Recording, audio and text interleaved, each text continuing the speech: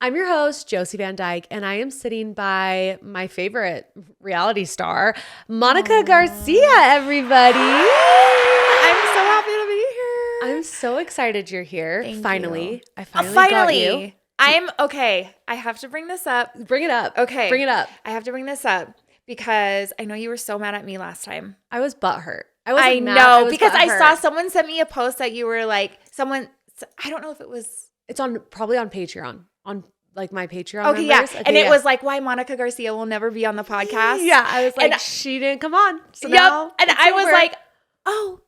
But, okay, to be fair. Give it to me. Should we tell people what we're even talking about? Yes. Okay. So Monica was supposed to come on. Yeah. Was it a year ago? It's probably a year ago. Probably. And like a couple of hours before, you were like, oh, my babysitter bailed or whatever. And I was like trying to find ways to like still get you to come. I was like, okay, like they can hang out, they can watch a movie. And then you never responded. And my video girl comes from really far away. So I just told her, I was like, I guess don't come, but like, I'm not sure. Right. And so then I was like, okay, I guess Monica's never coming on the podcast because she never responded. And so I think she's ghosting me. And then you finally responded and you're like, so sorry. And the time had already passed. You were like, that bitch. Oh, wait, can I swear on here? Oh, we say, okay. You can say whatever you want. Yeah, I was like, free space. Yes. You were probably like, that freaking bitch. So now, full circle moment. Full circle, we're here. Because I was pregnant and I hadn't told anybody. No way. And I was so sick and I didn't have my medication. And like I was just telling you 5 seconds ago, I throw up nonstop. Really? Yeah. So that's why I couldn't come. And I felt so bad. Well, no, I feel so bad because I was like, what the hell? I felt so bad because I couldn't tell you why. Yeah. I couldn't be like, I'm pregnant and I'm out of Zofran and I cannot. You're like, I'm going to puke all over you. I will literally puke everywhere. And it was like your pregnancy was kind of like a big announcement and big deal. So like you don't want anyone to really know that you're pregnant. And because I miscarried the first time, I was like, I'm not telling anybody anything. You want it to be private. Yes. And we brought baby here. So we might take a few breaks here and there to like console here. Sweet baby. She's literally so cute. 5 months old. Yes. I cannot believe. I know. You have five. 5 girls. You have 5 girls. 5 girls. It really does feel like 4 girls because my oldest is out of the house. She 19? Yeah, she's 20. Oh my gosh. I know. It's you have insane. a 20-year-old. I know. Wait, how old are you, Monica? So I'm 41. I just turned 41 in May. I thought you were like 36. Okay. Like you give 29 to 36 years old. Thank you. But I've been wanting to have you on for so long because your life is a lot. Like you've been through a lot. You have crazy stories with your mom, your ex-husband, like all the things. It's crazy. So we need to dumpster deep dive. Yes. Monica Garcia. Yes. So I love it. let's do it until baby needs mommy. Okay. Yeah. Okay. Sorry to interrupt, but today's episode is brought to you by Minky Couture. You will never want to buy another blanket ever again. I would know because I've had lots of blankets, and ever since I got that one viral blanket that you see online, the Minky Couture blanket, I am confidently telling you that it is the best blanket ever. Everyone needs to have something as cozy as Minky in their home. There's nothing quite like coming home after a long day and cuddling up with your Minky Couture blanket. They are soft and luxurious, and it feels like a cuddling cloud. Okay, just cuddle it up. There's so many different types of blankets out there, but seriously, nothing compares to Minky Couture. They have the largest selection of colors, sizes, and patterns on the market. They are the creator of the original Hugs blanket, a double-sided, stretchy, and plush style that literally hugs you back. I've never had a blanket that even comes close to my Minky Hugs. Minky Couture is a female-owned business started by a mother who wanted to provide luxurious comfort to her daughter through a tough time. Since 2009, Minky Couture has been able to bring comfort and luxury to homes all over the world. Passionate about giving back to the community, they donate over 30,000 mini Minkies to NICUs across the country every year. And lucky for you guys, I have partnered with Minky Couture to bring this comfort and luxury into your home by offering listeners an exclusive 50% off discount. That's right, 50% off.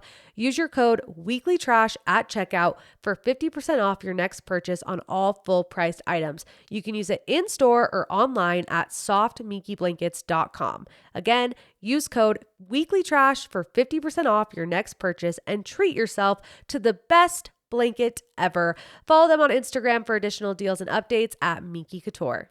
Thanks, Minky, for sponsoring today's episode. Today's episode is also brought to you by Betty's. Okay, mamas, listen up because I have a life hack for you.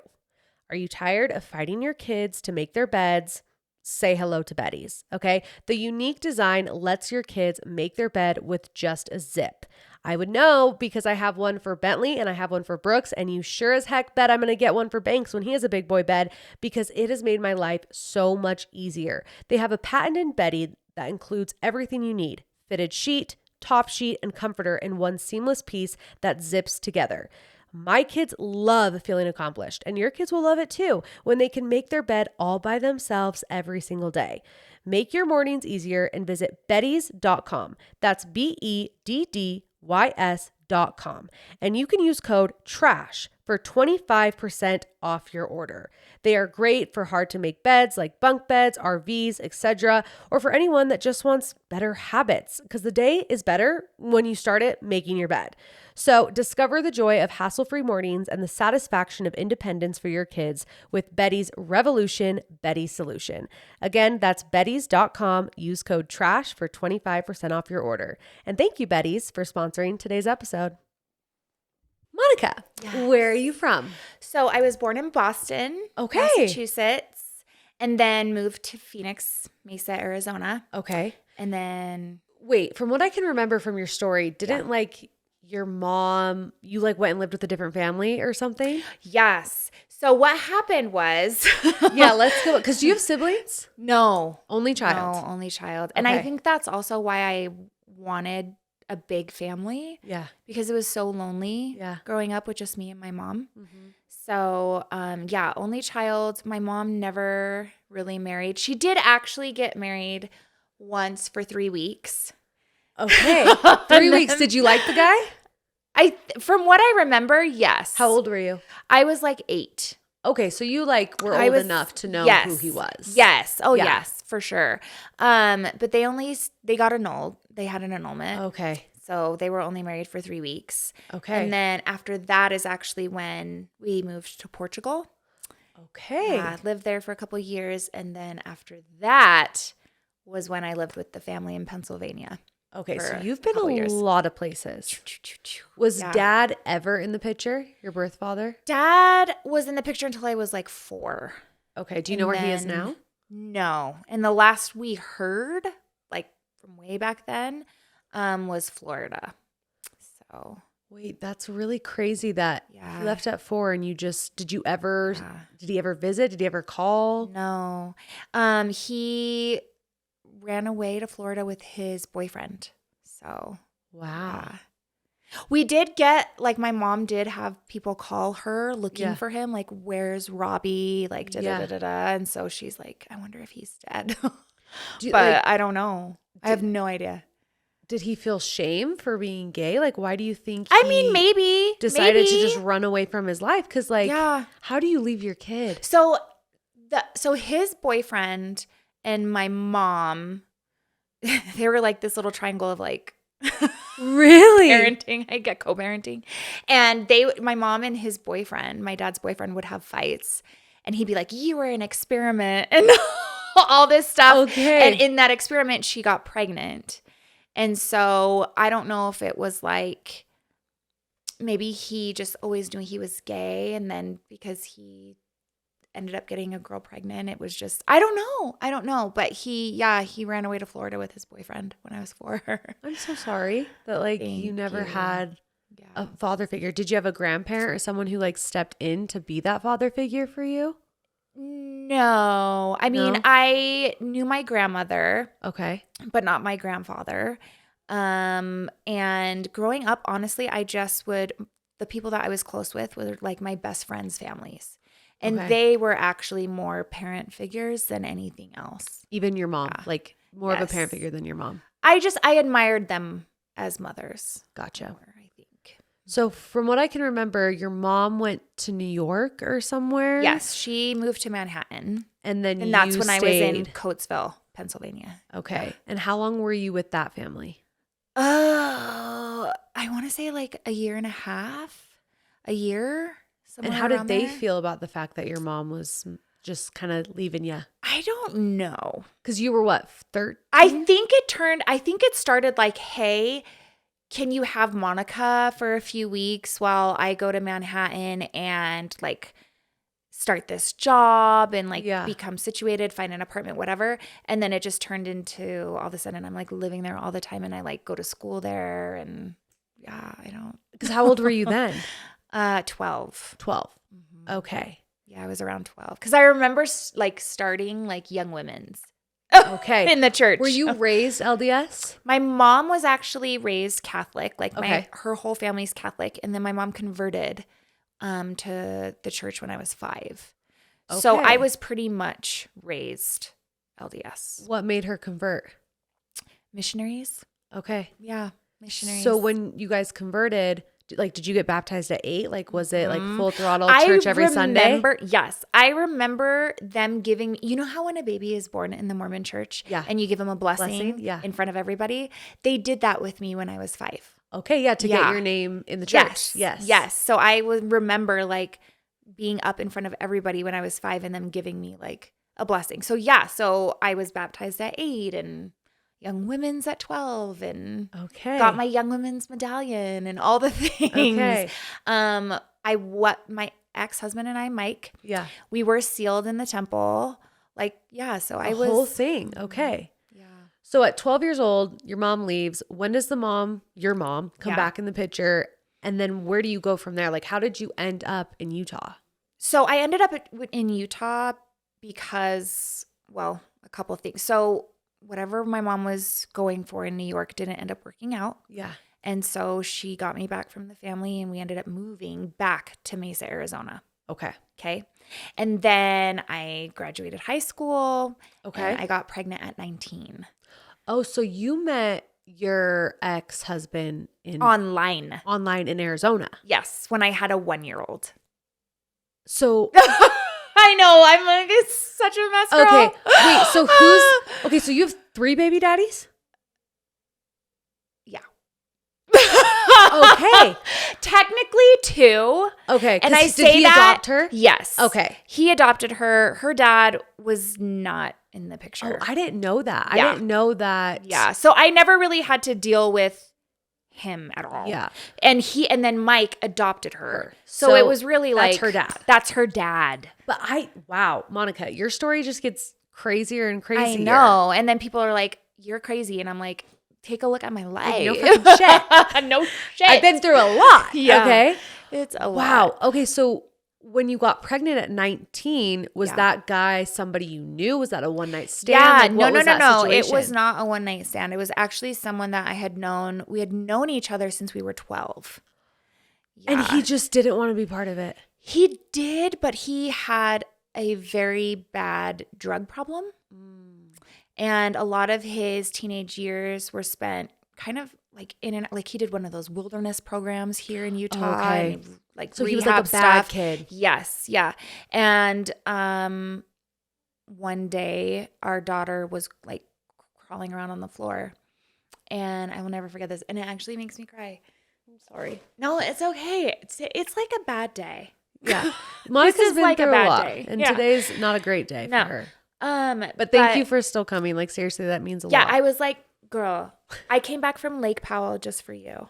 Oh my God. Yeah. I was like, I am not canceling on her again. No, I trust because I felt so bad about the first time. And I felt bad I couldn't give you the real reason why. No. But now I know. Now you know. And now we're best friends. It's yeah. And see, and you know that I really care about you. Yeah. Because when people were showing me all that, I didn't even. You didn't even say anything. No. You were like. Because I was like, it's valid. You're like, I'm going to let her be upset. I'm like, she has every right to feel that. So she was crawling around and I went in the room and found her and she had a bag of like 50 Oxycontins in like a Ziploc baggie in her hands.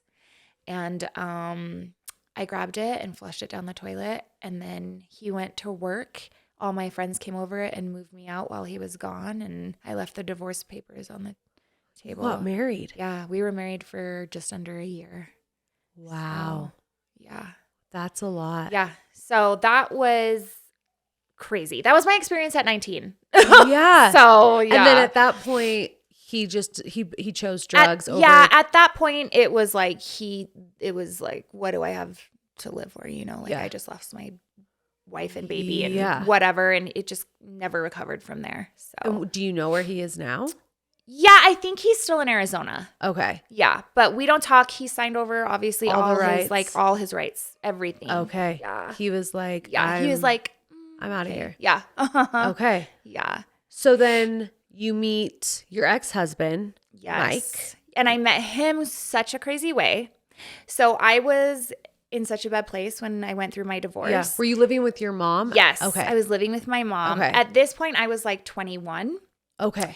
And my mom, do you remember like the Mormon dating sites? Do they still have those? I think like Mutual is like technically a Mormon dating app, but I don't think that's like what it's meant to be, but I think that's kind of what it is. Okay. So there was one called LDS Link Up. Okay. And my mother put me on there. She like loaded up my photos. She like did my little bio. Okay. And then like she did that. And then that's how I met my husband, Mike. No way. Yeah. And how you were 21? Was he 21? How old was he? No, he's older. He was like 29. Was he previously married? No. Really? Yeah, I was his first wife, only wife. He's still not married, but yeah. Okay, because I feel like in Utah, 29 is older. Wait, it was in Arizona. No, he lived here in Utah. Oh, he lived here. Yeah, so he lived here in a house. Him and his brother like had a house, and they just rented out a bunch of rooms. It was literally like a bachelor pad house. Okay. And yeah, he got married way older for Utah. Yeah. 29 is still a child in a lot of states, but here in Utah, 29 is like, oh, you have 5 kids. Mm-hmm. Like, what do you mean? Okay. Yeah. So you guys get married. Yeah, I moved to Utah from Arizona. I wanted to get away from my mom. I wanted to get away from Bree's dad and all of that ugliness. Yeah. And then I moved to Draper. Draper girl. Yes. Yes. And that's the first place I lived was Draper. Okay. Right by Cowabunga Bay. Like in that area. Yeah. Yeah. And Mike and I dated, I want to say like 3 years, and then we got pregnant and got married. Okay. So pregnant first. Yeah. Then married. Yep. And then we were together for almost 20 years. So that's a really long time. Yeah. That's another reason why I'm like calling him a baby daddy is like crazy. Because he's not a baby daddy. Yeah, no. I'm like, that was like my husband. And he adopted my child. You know what I mean? He was involved. So, he was so more than a baby daddy. Yeah. And he's still involved in yes, 100%. Like, yeah. That's their dad. He's an amazing provider. Like I love that. Always provides for his children. I could never take that away from him. I love that. Yeah.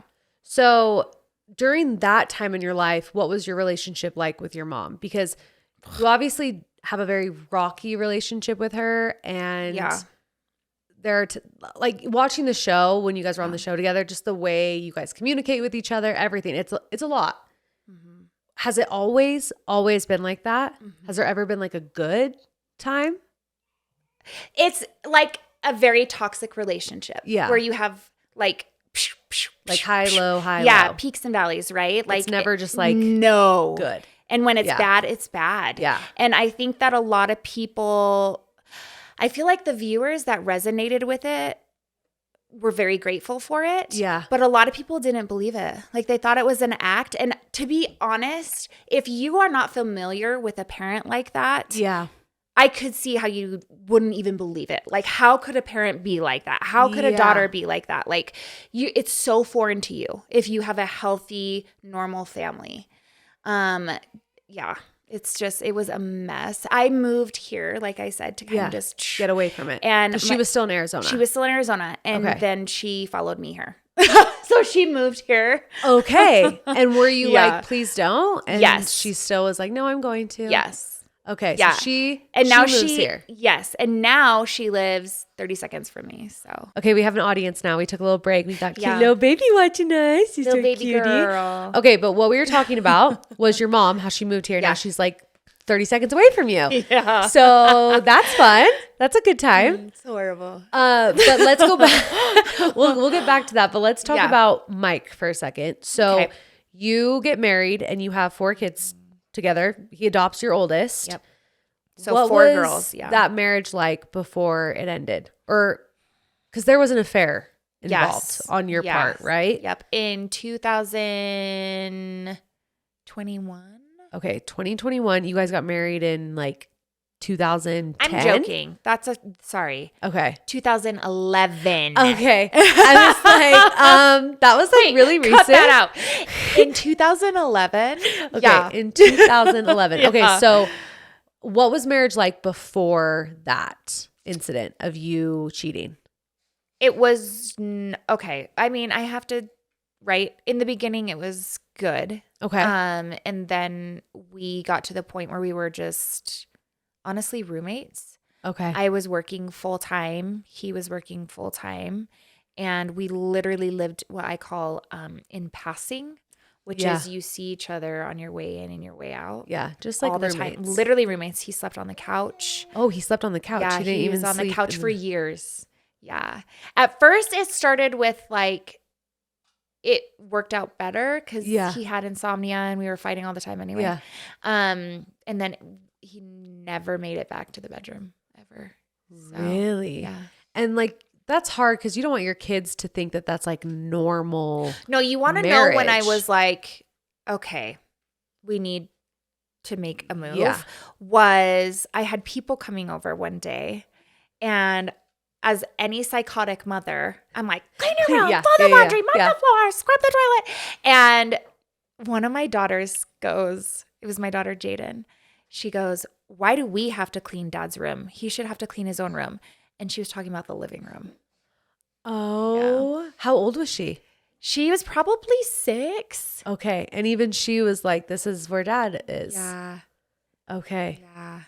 So you obviously were emotionally detached from the marriage and physically because you guys weren't intimate, I'm assuming. No. At all? Nope. Really? We didn't have sex for years. Yeah. Wow.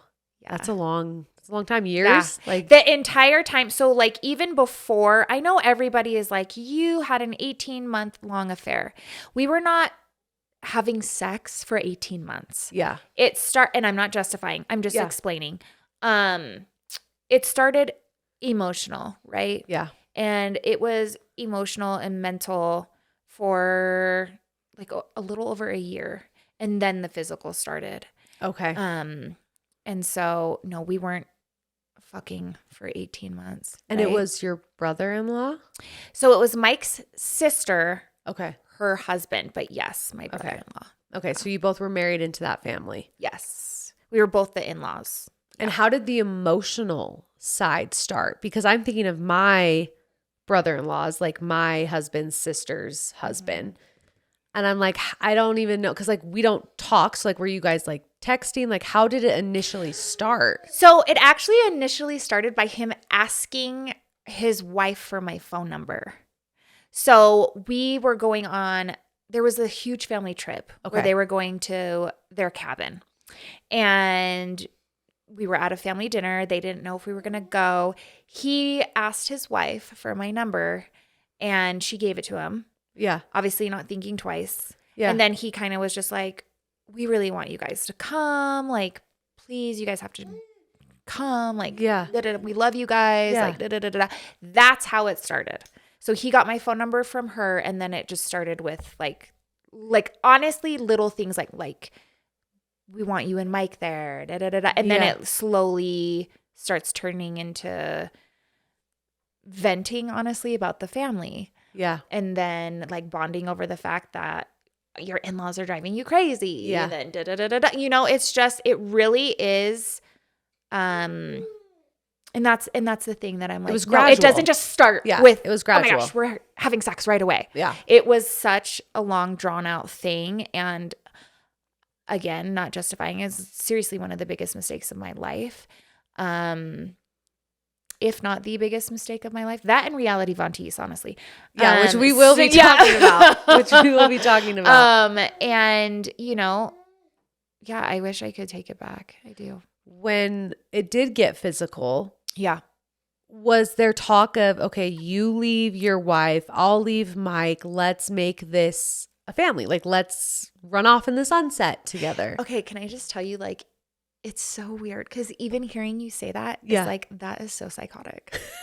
You're like, no. Honestly, how does that even work? Like, when you are in it, Yeah. I mean, I was so gone. I was so far gone. I was so removed from everything. I was in, again, such a bad place. Yeah. I can't even believe hearing you say that I had that mindset. Yes.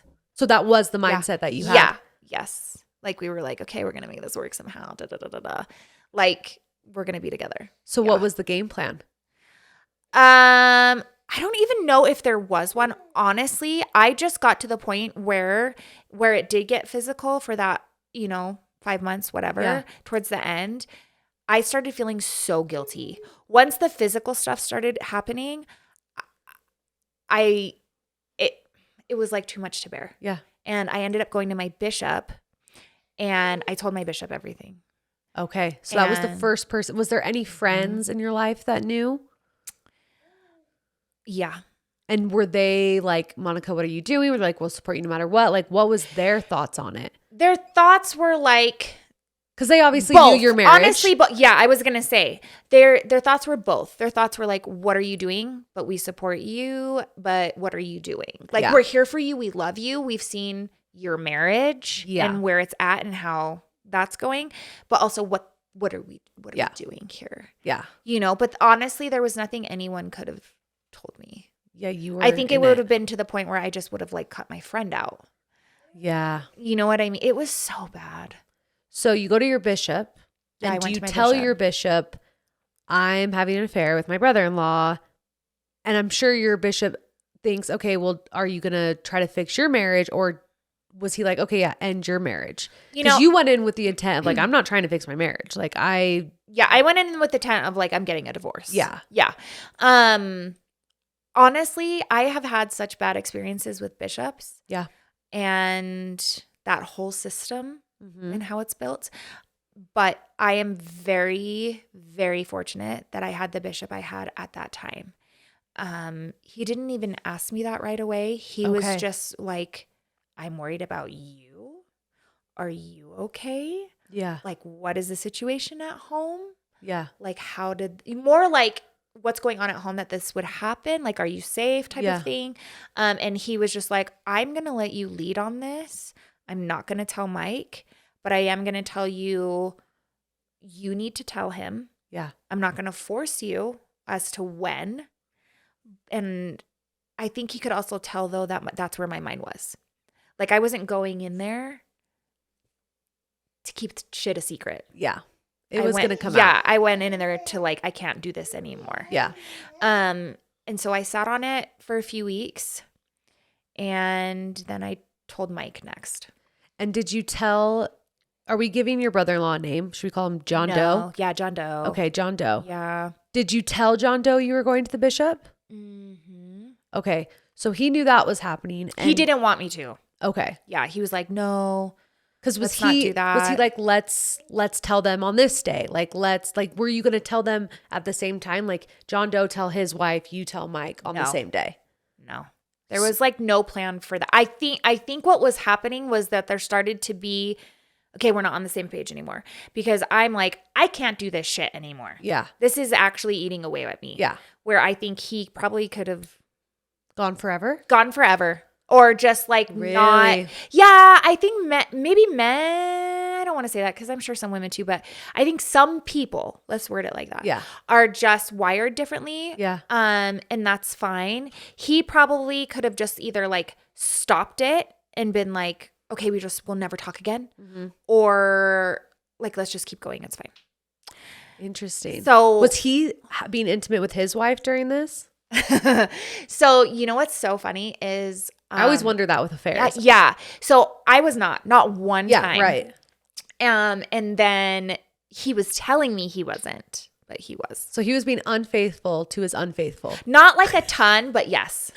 That's crazy. You know what's so funny? And this is like not to put humor on this, but that's what Mike would always say. He'd be like, you know what, asshole, at least she was loyal to one of us. Yeah, that's crazy. We did not have sex one time. Like that part of marriage didn't exist for you guys at all. No. Today's episode is brought to you by Boom.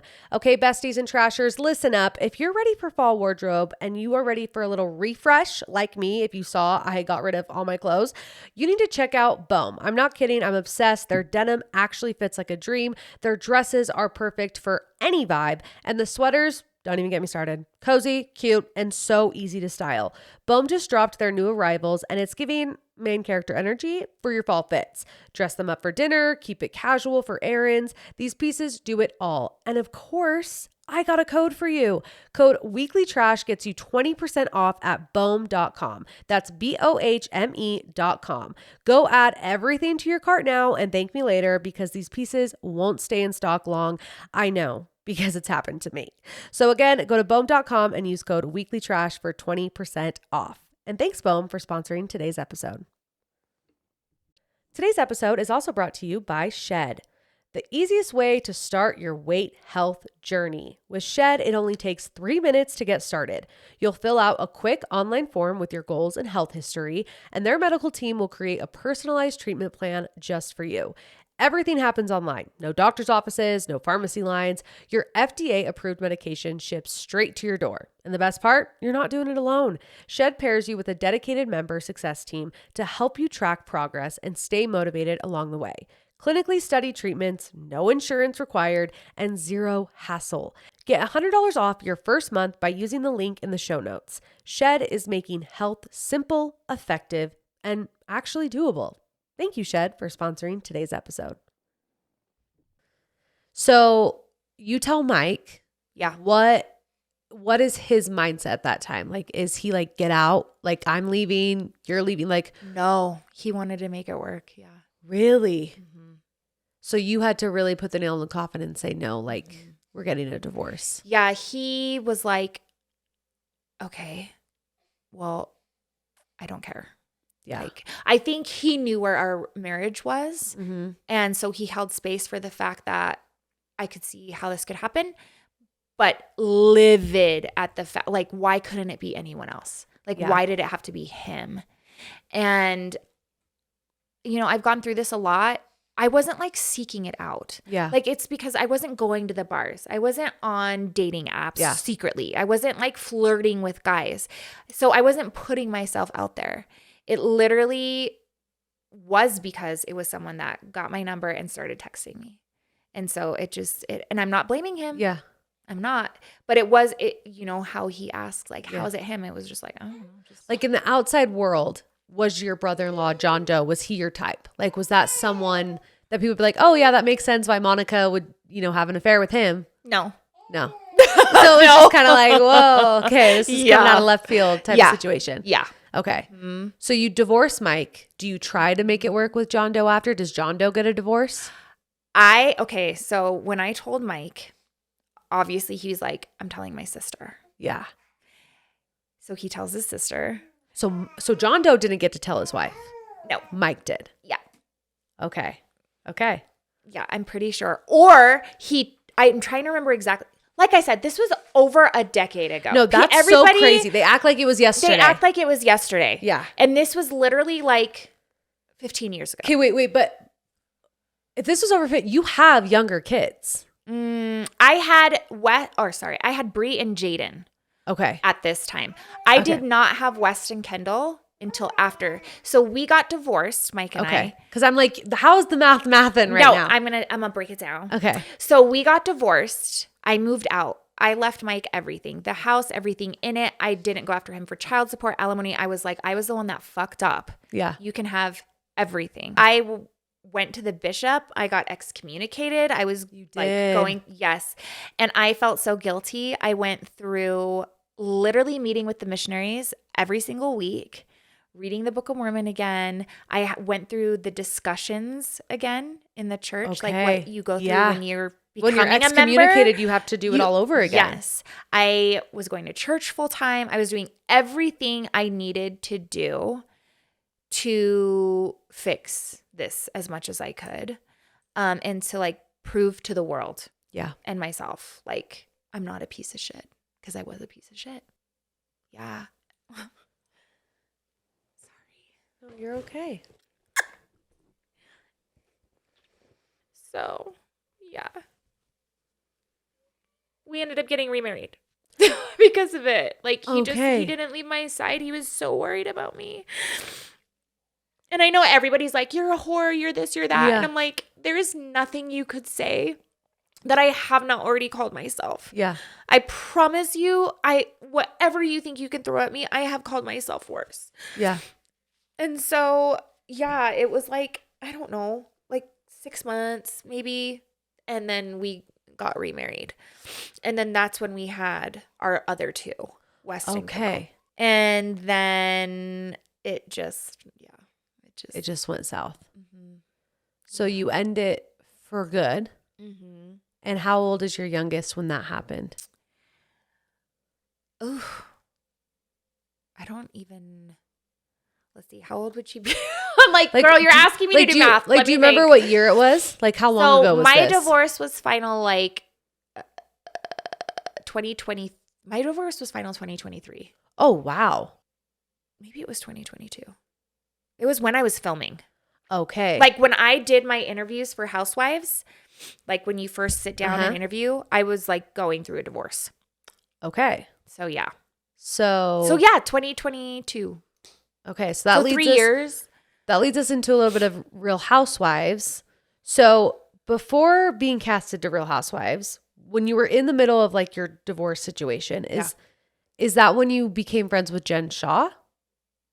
Yes. Okay. Mm-hmm. And what was... No. I was friends with Jen Shah before our divorce situation. Okay. Yeah. So how did you meet Jen Shah? Instagram. Okay. Yeah. And she wasn't like an influencer or anything. No. So I had the swaddle company. Yes. And I always donated to like all the hospitals and stuff like that in Utah. And I donated to the U all the time. And so, yeah, we had found each other. She's like, that's so amazing. You donate to the U.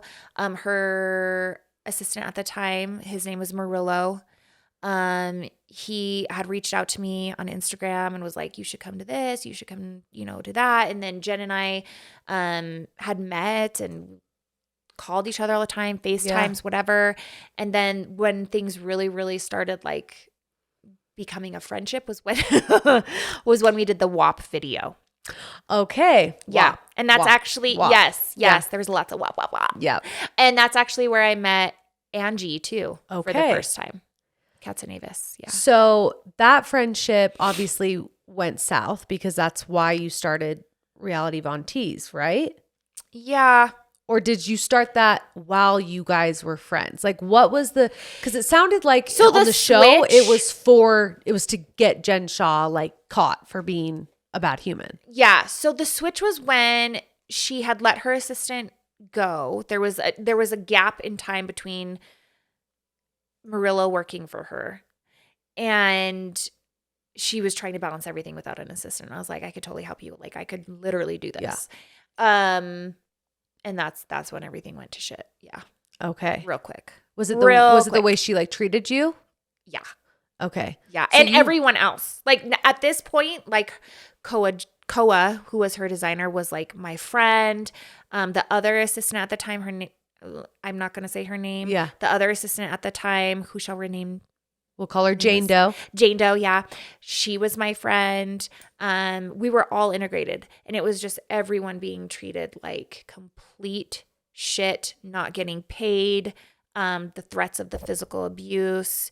I mean, she literally said, I'm going to throw on boxing gloves and beat the shit out of you. Like throwing food at us, throwing glass at us. I mean, it was just like all these things.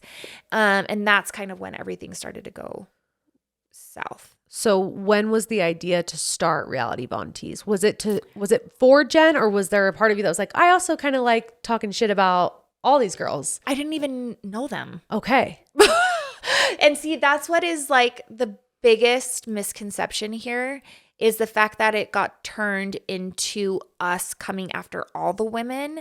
That is beyond not true. Okay. Like beyond not true. That page was unfortunately all about Jen, dedicated to Jen, started for Jen, exposed Jen. And in true narcissistic form, they made it about themselves. I'm like, oh my God. So What? Like, I had never met Whitney. Okay. I had never met Meredith. Okay. I'm trying to think who else is there.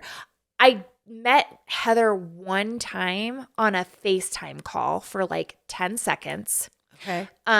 Heather wasn't even around the whole time I was around. Yeah. Lisa Barlow, I met like once or twice, and we had spoken on the phone a few times. Like, I didn't know them. There was nothing to even expose about them. There was no beef between us that would have even needed to be mentioned. And I will tell you, we as a group, when we started this, specifically spoke about how we were not going to come for the other women because they actually could sue us. Yeah. Right? We knew Jen wasn't going to sue us because she really was doing this shit to us. Right? But why would we talk about them? You don't want to get defamation. No, lawsuit. exactly. Yeah. Like, we had nothing. Like, it's honestly a joke. It's a joke. So did you guys have any idea that Jen was doing something illegal? Towards the end. There was weird stuff that started happening that we were like, okay, something's up. Yeah. Something is definitely up. We didn't know to the extent. Yeah. We had no idea she was like defrauding the elderly and vulnerable. We didn't know that part. Yeah. But we knew she was running some kind of illegal shit. Something wasn't adding up. Right. Mm-hmm. Yeah. So then when it came to the show, I mean, Jen goes away. Like, when Jen was on the show, did you want to be on the show? We were going to be on it together. Okay. Yeah. Like, I will never forget one of the first times I met one of the producers on the show was with Jen, and she had called him to go to dinner with us and was like, this is Monica. Like, she's amazing. Like, we would be so good on the show. Da, da, da, da, da, da, da. So, yeah. Okay. Yeah. So then when she was gone, did production reach out to you? Like, how did you finally get casted to be one of the Real Housewives? They did a casting call. Okay. Online. And I literally just emailed. Like, anybody could. Okay. But even though they had already kind of knew who you were because of Jen? Different production company. Oh, yeah. It was different. Not production company, was still Shed, but production team. Gotcha. Like, different. Like, the guy that I met at that dinner, I never worked with. Okay. If that makes sense. Yeah. Mm-hmm. So as you're applying to be on the show. Yeah. When you meet with the production team or whoever it is and you're doing the interviews, are you telling them, yeah, I was friends with Jen Shah? Yeah. Like, did they know about Reality vonTEASe? Did they know about how close you were with Jen Shah? Or are they going into it completely blind? Like, we don't know who this chick is. So it depends on which time. Okay. You're talking about. Because there's 2 different interview times. Okay. So the first time, that was before any of her legal stuff had come out. And then the second time was after. Was when I was like, people knew that I was going to be a possible witness in her trial. Yeah. And all that stuff. So it was 2 completely different timelines. Okay. Yeah. And the first time you didn't even name drop or bring her up. Oh, no. They knew I was associated with Jen. Jen? Okay. They just didn't know the extent of everything. Yeah. And even before she was arrested, we had gone to dinner and it was like, okay, we're still going to do this. So, yeah, but then she got arrested. Yeah. So then she's gone. You joined the cast. Yeah. Initially, did you like the girls? Did they like you?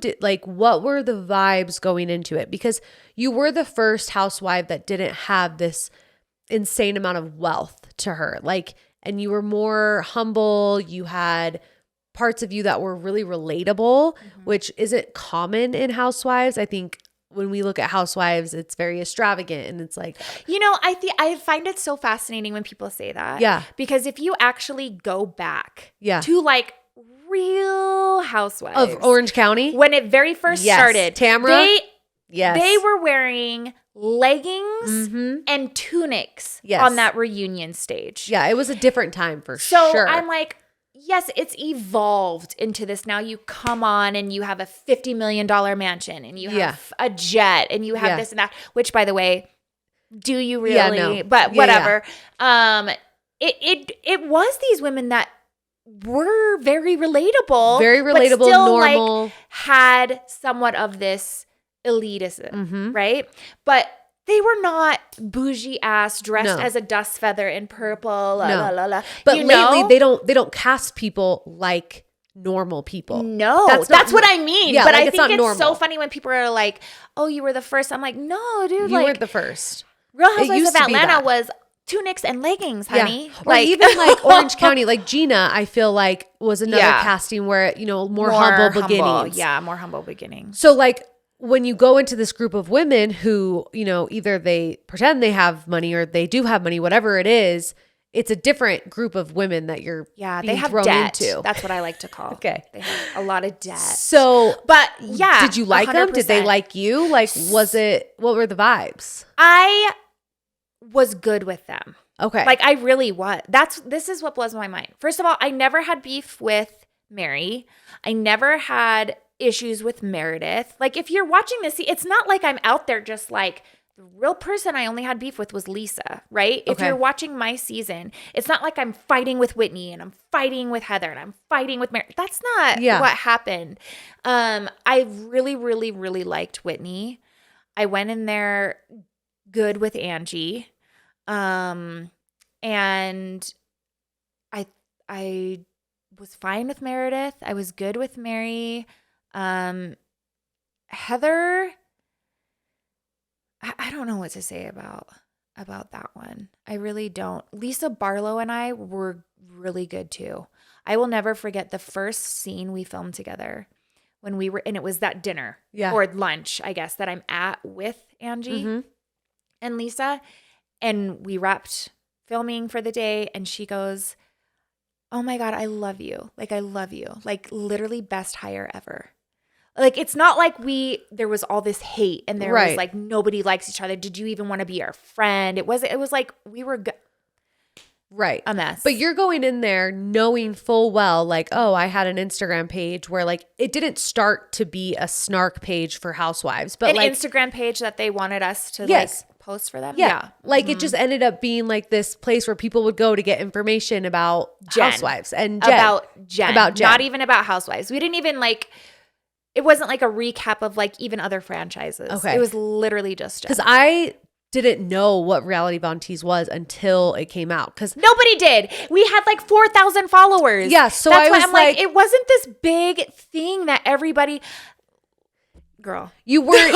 What is it? Dumois. Like, oh my God, you know, like who people love, by the way. Yeah, it's totally like, different. It was not like that. So, did producers know that you had that page? I don't think so. Okay. So the whole time, are you sitting there going, okay, this might. I think this is the thing. This goes back to the timeline. Yeah. Whereas like different production teams. Yeah. So the production team that I was working with when I filmed, no. Okay. No. And so the whole time you're filming with them, is there any part in the back of your head where like, oh, this could go south? Like this could blow up in my face for some reason? Like there was not one part of me really that thought for a second I would get the reaction I got, because one, they loved that page. I don't care what they say. And two, they knew who was behind it. And when I say they, I'm not going to name everybody because not everybody did, but the key people knew who the fuck was behind that page. So I knew it was going to come out. Yeah. I knew everything was going to come out. Yeah. You have to be absolutely, completely delusional. Right. To think you're going to go on a reality show and your shit's not going to hit the fan. Yeah. I didn't think it was a big deal because I'm like, y'all been knowing. Yeah. You love that page. And it was about Jen. And it was about Jen, who you hated. You people hated her. Yeah. So I didn't think it was like, I get a lot of times people were like, you just sat there so calm. You didn't even get out of your seat, like at the dinner when they massacred me. Yeah. And I'm like, I didn't know what the fuck was happening, because I'm like, what is this shit like y'all didn't know and didn't hate her and love that page? Yeah. Like, it was just wild. So then you have the reunion, and basically Yeah. everyone's kind of saying, we don't want to film with Monica the next season. Mm-hmm. And so you go into that reunion. Did you know in that reunion, like, I'm not coming back? I knew before filming even wrapped Okay. because of a certain situation happening behind the scenes that I had heard about. And I was like, oh, okay. It's done. That's why I'm like, why were you so calm? Because I knew, like, it was over. yeah. But I 100% knew going into the reunion, I could have got down on my hands and knees and fucking begged, and it wouldn't have done a damn thing. Everyone's like, why didn't you just apologize? I'm like, well, first of all, they want me to apologize for shit I didn't do. I'll apologize for everything else that I did. Jen's the one that honestly deserves an apology from me. But I didn't do anything to them. So I'm not going to sit there and be like, I'm sorry for shit I didn't do. After the reunion, did any of them reach out to you? Like, would you say that you're cordial with any of them? Like, is there any of them that? Mary Cosby was Okay. the only person that checked up on me and was actually very concerned about my mental state. Like, literally would just text me and be like, are you good? Are you okay? Are you good? Like, meaning, Yeah. like, you know, unfortunately, this was a gang up. Yeah. And I was being iced out, and that can be very taxing on someone's mental health. Yeah. And I will never, ever, ever be able to thank her enough for even just texting me little messages like that. Like, at the end of the day, we're real people. Yeah. Right? Like, fuck all the bullshit. Yeah. We're real people. And it meant the world to me that at least one of them cared that I was, like, still alive.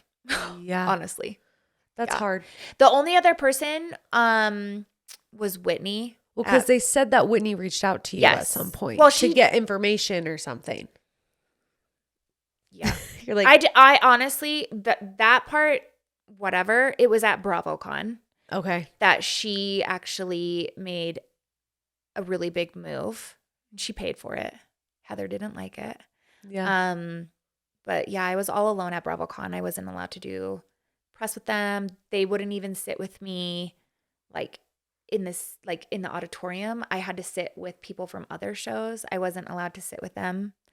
I mean, it goes back to Bermuda. I had to literally take a different plane. They wouldn't even let me fly with them on the plane. I had to get a completely different flight, and the showrunner flew with me by herself on a completely different, I mean, it's honestly fucking ridiculous. Yeah. So when this is all going on, what's going through your head? Because obviously, I mean, the show doesn't pay a ton of money, but that's an income that now, like, you were looking forward to because the show does give you opportunities. Like, that's just how reality TV works. Yeah. So what was your mindset? Like, what am I going to do? Like, how? Oh, it was devastating. Yeah. It was devastating. Like, I've been very open about my life, where I'm at, what I've been through, and the fact that I was there to get a check. 100%. I wanted to, I wanted to change my life for my kids and myself, and that for me was the out to do it. Yeah. Did you have any opportunities lined up that got taken away? I mean, coming back for next season. Okay. Yeah, that for sure. But other than that, like, maybe like brand deals or, you know, even friendships. Like, were there people who seemed to want to be friends with you, and then once things happened, shit hit the fan, they were, well, we don't want to be associated with Monica anymore? Yeah. Yeah. 100%. I still deal with that. Really? Yeah. It's pretty crazy. Yeah. Because I think a lot of people see the show and they're like, wow. But then they totally have no idea what is also being done in real life to me by them and the stuff that they say. And you know, Utah is Salt Lake City. Yeah. Everyone knows everyone. Yeah. And it's just, I will never forget the brands that stuck by my side and the ones that didn't. Yeah. You know, and the people that stuck by my side and the ones that didn't. Yeah. And they say, right, when you become famous, you really find out who your friends are, and it's so true. Oh, yeah. Because you had a lot of friends leave your life very publicly, you know, shaming you, outing you, trying to really Ones ruin that your were life. like right by my side, involved in all the dirt, doing that to me. Yeah. Yeah. And that's hard because not only have you lost your job, Yeah. you're losing friends, and you have to be a mom. Like, how did this affect you as a mom? Like, who was helping you mentally with the physical and mental load of all of this happening? Like, was it your mom? Was it Mike? Like, Oh my God, no, my mom made that shit worse. Did you not see her rants on Twitter? I did. But I thought you guys made up. No. So my mom and I actually have not had any kind of relationship whatsoever since finale aired. Really? 0 relationship. I think I've spoken to her. Well, one time I ran into her in Target, and girl, I was zigzagging through Target to get away. I was like, left my car in the middle of the store and everything. I was like running to my car. And then another time my uncle passed away and I flew out to Boston for the funeral, but there's been no conversation. Nothing. Wow. I just assumed like, oh, there had to have been, you know, some big conversations and apologies. No. But there wasn't. No. I would have been lost without the fans and my gay besties. Okay. Like, so they were holding on to you. Like, literally, the LGBT community held me up 100%. Like, they rallied hard for me. They were in my DMs daily. They were fighting nonstop for me online. Yeah. They were like, they were the ones that literally got me through that. I shit you not. Like, I could not have done it without my gays. I'm not kidding. Yeah. Like, and it's nuts because we live in this crazy world, right? And everything is shit. Yeah. But I literally could not have done it without them. Like, there's no way. Like, my friends, I have like 3 friends, right? Circle small, quality huge. And I couldn't have done it without them. And the fans were like incredible. Were your kids, how did your kids handle all of this? You know, they didn't really see. Because your oldest during filming was what, 17, 16? She was 17. She was a senior in high school. She is very much like she doesn't. Closed off. Yeah, she's not big on social media. She's not big into reality TV. She's kind of the opposite of you then. Yeah. That, like, she doesn't want the spotlight. She's like, she grew up very tomboy. Gotcha. So she was very much not any of that. My other kids, they don't have social media. So it's not like, I've never watched the show in my home. Yeah. They haven't seen it. Bree didn't even watch it. Okay. So my oldest obviously know more. Like, my 20-year-old daughter obviously knows more than my 7-year-old, right? Yeah. They just know mommy was a housewife and now she's not a housewife. And they know, like, the girls didn't like mommy. But because I'm assuming they saw you down bad. Or did you keep a really strong face? I kept a really strong face. That's hard to do. Yeah. So when did you feel like life got maybe a little bit better to where you could just like take a deep breath? Or do you still feel like she is still waiting to exhale? Okay. You're still holding on to it all. Yeah. It's so funny because a lot of people look at the show and they're like, oh my God, that's so fake. Or, you know, oh my gosh, that's so scripted. But my life really is such a shit show and so crazy. And, you know, I had a baby and she's amazing and I love her so much. And, you know, maybe I just had to go through that to have her. Yeah. You know, she really is the best thing that came out of that experience. And, you know, it's funny because I'll read comments all the time that are so awful and just like mocking me and making fun of me. Like, you're a fucking failure. You're a 1-season wonder. Like, you're pathetic. Like, and I'm like, yeah, but I'm the one sitting here with like this incredible little baby Yeah. that otherwise I would not have had. Like, yeah, money is amazing. Money is great. Cash is king, right? Cream. Mm-hmm. But like, no, it really is about like your baby and like your little unit. And if she's what I got after having to go through everything I went through, that's okay. Because you did have a miscarriage. Yeah. Which everyone said I was lying about. That was fun. That was so fun to literally be bleeding out, losing a baby, and having the world tell you you're lying. And then I had my baby girl. Baby girl. So was that a planned? So the first one, did you want to have more babies? The first one was, I did not think I would ever have. I thought I was done. Yeah. And then what happened was I got pregnant, not planned. Okay. And then I miscarried, and I was like so heartbroken about it. So then we did Gotcha. have the baby girl that we have now.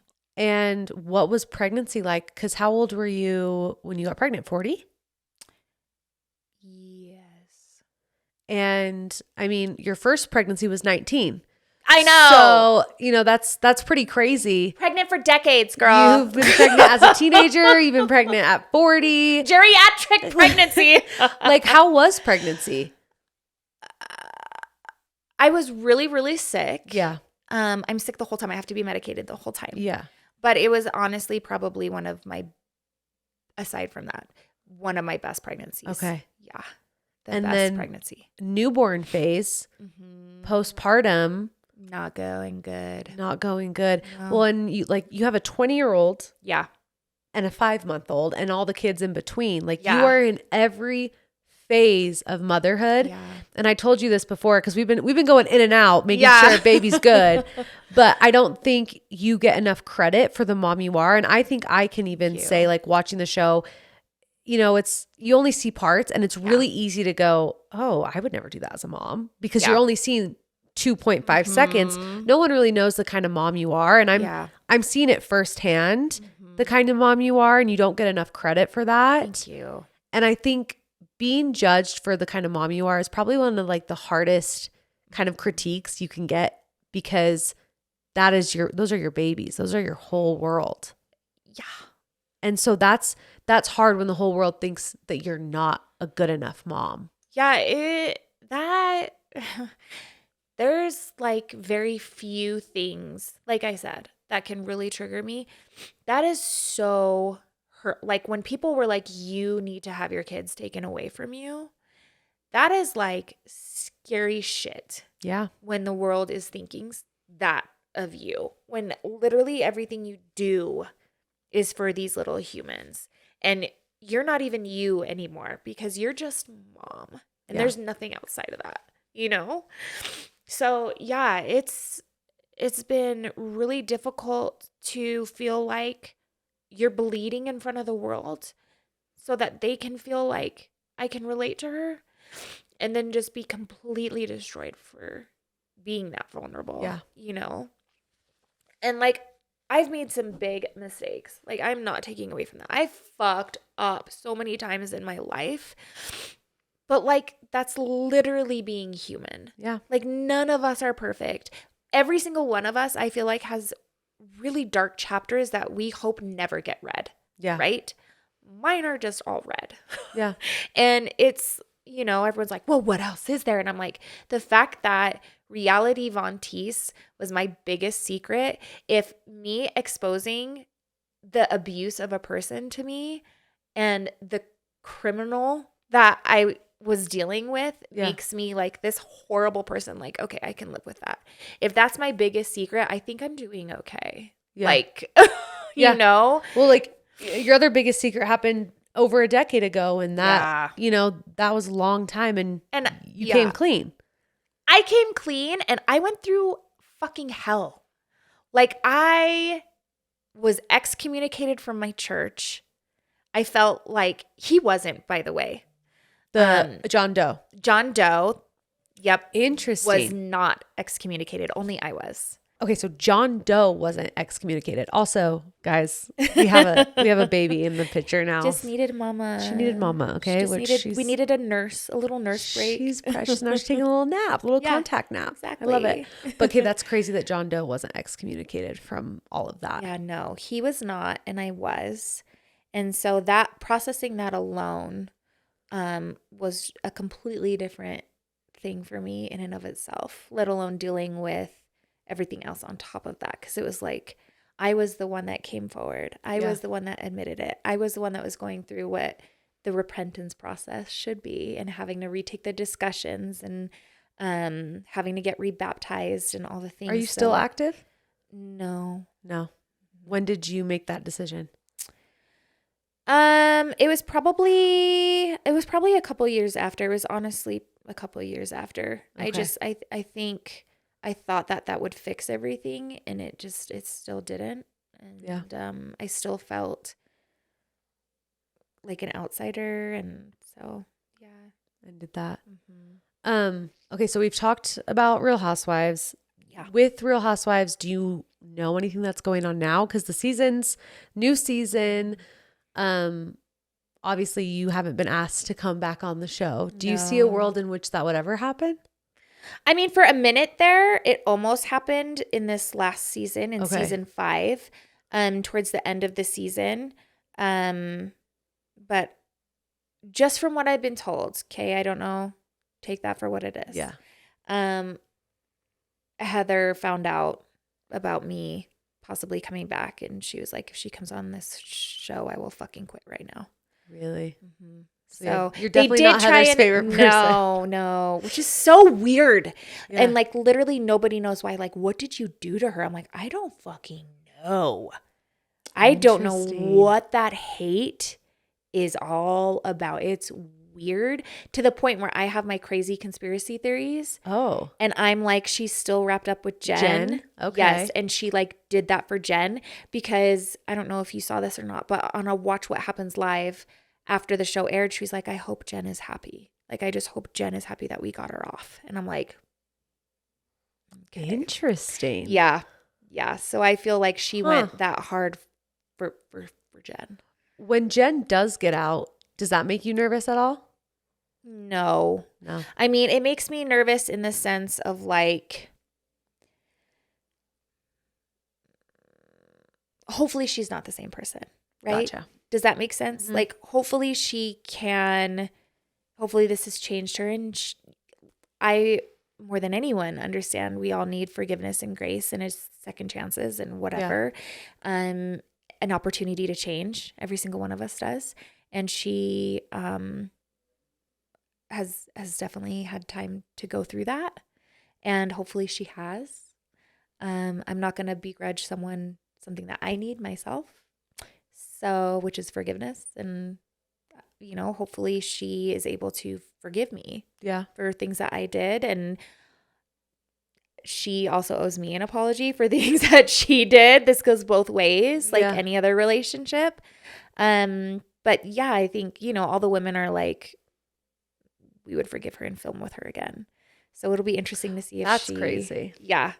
That's interesting. Yeah. And we know that other housewives have, you know, gone to jail, prison, but it's for completely different things. Yeah. People haven't had actual blood on their hands from victims that have taken their own lives because of what was done to them by them. That's really bad. It's literal victims. Like, it's insane to me. It's sick. I think that, you know, I'm grateful also that Whitney had said, you know, I'm sorry, but Jen Shah tormented us way more than Monica ever did. And then that's a fact. The fact is I never tormented them. I don't care what they say. And if I really did, I think Lisa would have gotten her cybersecurity, you know, on the case of who's behind this page. Yeah. And no, for real. No, like, honestly. She would go the distance. All of them would. Yes. Yeah, to find out who the fuck is this. But it was never that. So what's next for Monica? Like, do you want to be on reality TV? Do you want, like, how are you providing for yourself now? I do want to say, like, I went on House of Villains. I know. I saw that. Did you like that? the best experience. Really? Like, it was so needed. It was a breath of fresh air to do that. It was so fun. The crew was so amazing. It was cool to have more of like a hosting opportunity than like be in the house. It was so incredible. So yeah, I think like stuff like that would be so fun. Doing things like that, like traders would be amazing, right? That is, I always say I want to be famous enough to go on Traders. Well, did you hear the season that they're casting for like, it's normal people. Like they want normal, any kind of people. Like you don't have to be like a star. You need to apply, girl. Get on there. No, because I think that show is so good. I watched it so good. for the first time when I had, because I just got a mommy makeover. I watched it during my like recovery because I had just laid in bed all day and I had never seen it before. So I got to watch all the seasons and I was like, I'm hooked. Okay, by the way, I have to bring this up. Yes. Well, because you brought it up. I would never bring it. I would never. Oh, I bring everything up. You look amazing. Thank you. Okay, but I want a nose job so bad. A nose job? Yes, but I am. Yes, girl. I want a nose job so bad. Oh, I think your nose is I'm so scared. So was your recovery like? I know you didn't get a nose job. I didn't get a nose job. You got like this, but still, it's like the same. It's going under. You have kids. No, I thought it was a breeze. Really? Yeah. Okay. That's good for me to know. I really didn't think it was anything crazy. Okay. And especially a nose, I feel like the recovery time is even faster. I'm so scared. But I really think you have a cute nose. That's actually crazy that you want a nose job. I don't. It's so big and it like slopes down. And do you see like this bump? No. You really don't? No. It's there. And my nose is crooked. My nose is crooked too. Yeah. It curves. I have a deviated septum. So like I need to get that fixed. But I just like. Yeah, me too. That's why. Yeah. It's just insurance covered. Like that's the deviated septum. That's what I need. Yeah. Okay. So what are you doing for work right now? Like what is your source of income? She is jobless. Okay. Yeah. No, Slay. I'm just kidding. No, but really. No, honestly, I've been very blessed. Yes.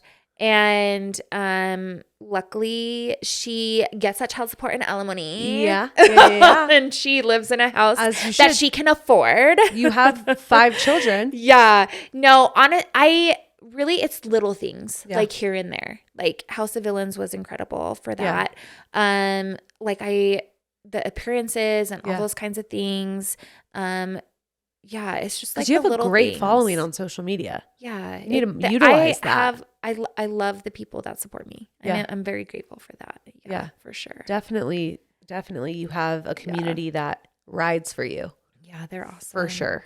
It's very funny because it's very, and I've noticed this kind of like with Whitney too from Secret Lives or who's the other one the other day that is a reality star that like they either love you or they hate you. There's like no in between, and I feel like I have a lot of that. Like I have the people that are like, I hate her, or they're like, I love her, you know? Yep. It's very, very, the Kardashians. That's who I was thinking of. Like, I'm not saying I'm them, but just like the fans that are either you love the Kardashians or you hate the Kardashians. There's no in between. Well, and that's the thing. It's like, there's something for everybody. You're not going to be everyone's cup of tea. Yeah.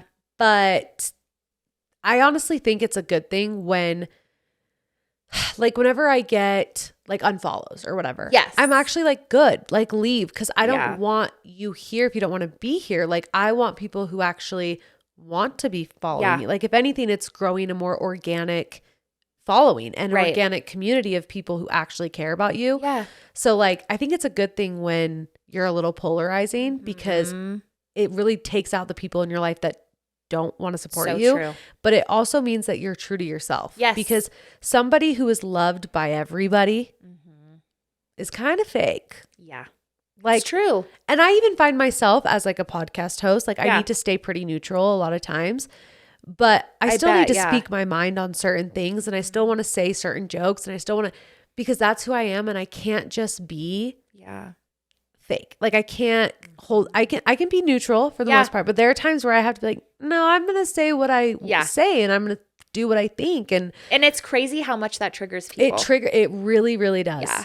And that's when I'll notice I'll get the most, not even backlash, but I can tell that it's not being received by everybody the way that I thought. Yes. But I would rather have that than constantly have to pretend to feel and say things that I necessarily Yeah. don't feel. Well, and like you can't even joke anymore about anything. No. It's like you can't even have a sense of humor No. anymore.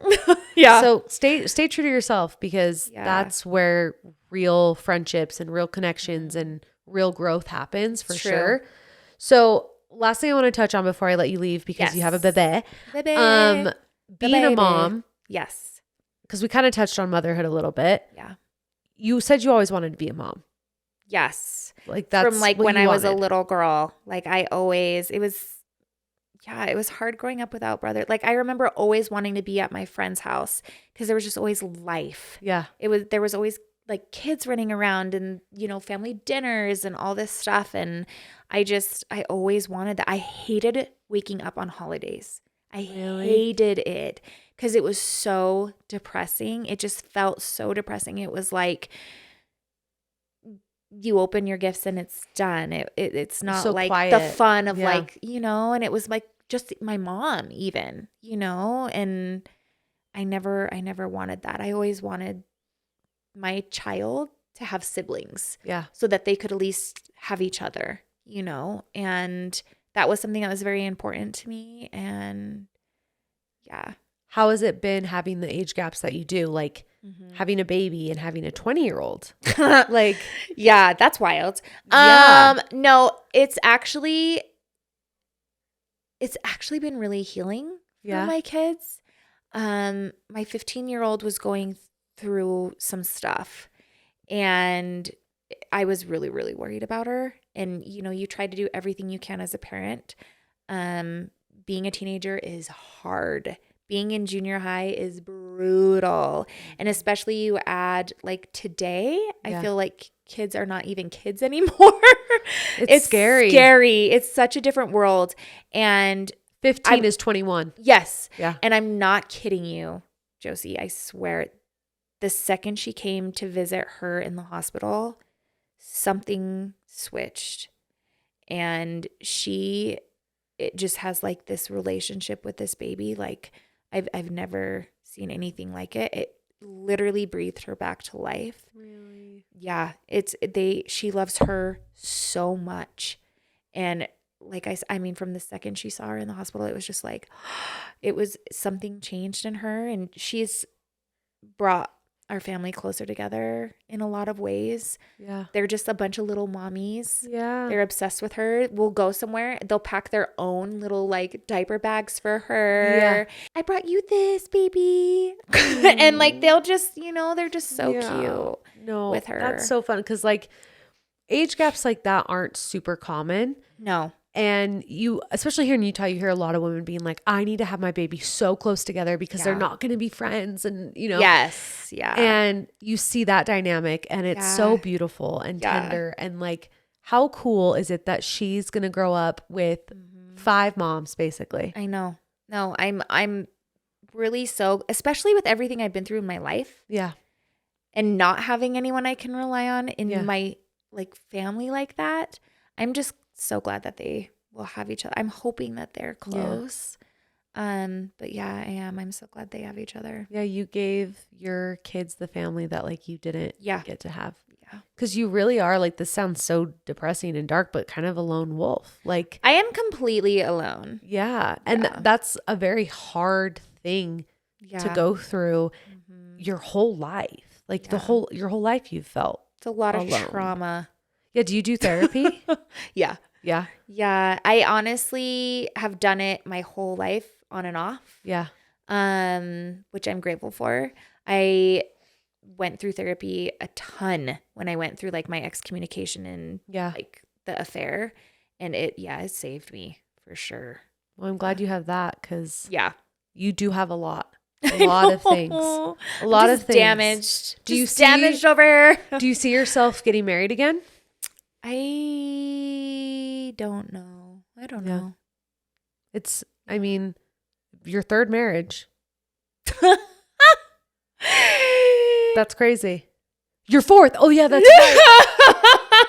Oh my gosh. Yep. That's right. It would technically be my 4th. It would technically be your 4th. Because I got married at 19. Yeah. And then I married Mike twice. When you got married the second time, did you guys do like a big wedding? No. No? No, we did the first time. Okay. But the second time we just had like literally got married at the courthouse. Did you guys get sealed again? Nope. No. Because once you get excommunicated, your sealing is broken, right? Mm-hmm. And like, even if you get rebaptized, like those blessings aren't reinstated. I would have to go through the temple all over again. Okay. And And but get then endowed and all of that. Yes. And Okay. but then that's when I started like, wait, like, Is that questioning if like is that's this what you wanted? Yes. Gotcha. Yeah. So Gotcha, no, gotcha. I haven't been through the temple again. Okay. Yeah. So, well, I'm excited to see what comes in store for you. I would love to Thank see you you. hosting some fun show, being Thank on you. Traders. Is there, other than Traders, is there like a reality show that you would love to be a part of, whether it's a host or a cast member or whatever? I think like hosting like The Bachelor Yeah. or like Love Island Yeah. or something like that would be so cool. Because I think the BTS is probably more insane and fun than like what we see. Absolutely. Because I know it is on Housewives. Yeah. Like, whoa. But Oh, yeah. I also think like I'm so excited that Dancing with the Stars starts because Mm-hmm. I think it'd be so cool to be on that too. Like I love that show. I'm Oh, so yeah. Were you a excited. I think dancer? Whitney's taking it, by the way. Oh, I think she's going to win too. She I is told her going that. to I was like, win. you have freaking Mark. You have. That's what I said. You're so talented in dance. Like you, I was like, she got Mark. I was like, that's a wrap. I'm like, But- wrap it up. But I've already seen people have discourse online saying like, well, she was a dancer back in the day. Like she did. Okay, but they you know how many had dancers? I Charli was just D'Amelio. gonna say. Enough said. You know how many Like- Olympians, gymnastics? Yes. I'm sorry. There have been Yes. plenty of dancers on the show. And even if she had a history with dance, right, and did that in the past, she's had children since then. Yeah. Like, give the girl her flowers. Let her win. Please, yes. Let her win and be happy I'm for her. also really excited to watch Dylan Efron. I love him. No, I America's fell in Little love with him on Sweetheart. Traders, and it's Me actually so too. crazy. I didn't even know Zach had a brother, by the way. Oh, you didn't? Until Traders. No, his trajectory of his career Yes. is like you just went from being totally normal person with the last name Efron to Yes. America's sweetheart. Sweetheart. Yeah. He's America's sweetheart. So Yeah. I'm really excited to see him. I loved how he played Yeah. Traders. Yeah. It was so like pure. Yes. I loved that. it. I loved him on that. And I am excited to watch him and Whitney. on Does there. she sleep through the night or do you still do late night feedings? She will wake up but groggy and I'll Okay. nurse her and she'll go right back to sleep. Because I always like, I feel like new moms always have a show or something that they do Yes. at night. That will late be night me. feedings. Like, Yes. what is it going to be? What snack are we grabbing? Yep. Mine was online shopping, which was like a big problem. I know. Like, I'm definitely getting more packages. It's I a always used to problem. like be like, screw Amazon. They're killing the small people. Yeah. And now I'm like, it's so easy. yeah. It just like comes right away. Okay, I need more Bassies. I Yeah. need more pump stuff. Seriously. Like, yeah. No, you're super mom, breastfeeding, taking care of all Yeah. these babies. Like, Thank you. you're amazing. Thank you. I fully forgive you for not coming. Thank you. Because The I first felt so time. bad. Everybody was like, just, I'm like, no, I am going. Hell I or know. high water. It's been a rough day, yes. but you brought baby. You made it Yes. work, and I appreciate it so much. And you've she's been so cute. sweet. Thank you for being patient. Well, I told you, I was like, any other podcast? I'm a mom of 3 kids. Okay, Yes. what do we need? We need I Passy. know, I was like, can know. she chew on those wafers? No, she's I 5 months know. old. No, you like, guys what- have been so great. I know Carly's Yeah. been a little babysitter. I We had know. Andy here for a minute. Not know. Andy Cohen, if you're different Andy. But like seriously, she's part of Weekly Trash now. She's our little baby Yes. mascot. We love her. Thank you. But seriously, thank you so much for coming. you for having letting me me. dumpster deep dive. You I'm glad you let me finally- come back. I really finally- am. No, it's Yes. actually funny. I was telling my friend, I was like, yeah, Monica's coming. She's like, you gave her a second chance. I know. I'm so glad you did. And I was 'cause like, yes. I genuinely felt so bad. Well, and I'm I have glad. truly wanted to interview you for Thank so you. long. So I'm so grateful that we got to do this. Yeah, me too. And now I just want to hold your babies. So know. we love you guys. Yes. Thanks so much for coming. Thank you. Have the best weekend, you guys. See good, do good, and don't forget to take out your trash. Love you. Bye.